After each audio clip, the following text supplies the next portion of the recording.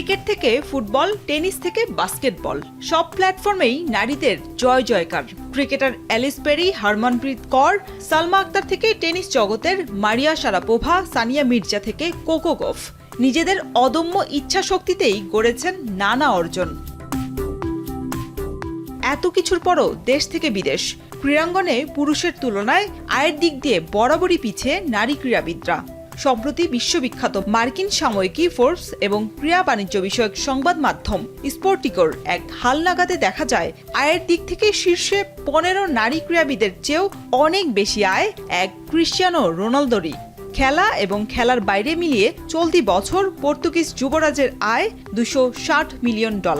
এদিকে স্পোর্টিকোর হিসাব বলছে, শীর্ষ 15 নারী ক্রীড়াবিদ মিলে আয় করেছেন $219 মিলিয়ন, কিছু বেশি, যা রোনালদোর চেয়ে 41 মিলিয়ন কম।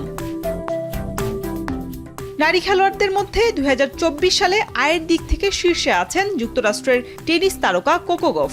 চলতি বছরের মাঝামাঝিতে ফ্রেঞ্চ ওপেনের নারী দ্বৈতের শিরোপা জয় গফের আয় বৃদ্ধিতে বড় ভূমিকা রেখেছে। এবছর আয়ে শীর্ষ 15 নারী ক্রীড়াবিদদের 10 জনই টেনিস খেলোয়াড়, 2 জন গলফার এবং 1 জন করে জিমন্যাস্ট এবং বাস্কেটবল খেলোয়াড়।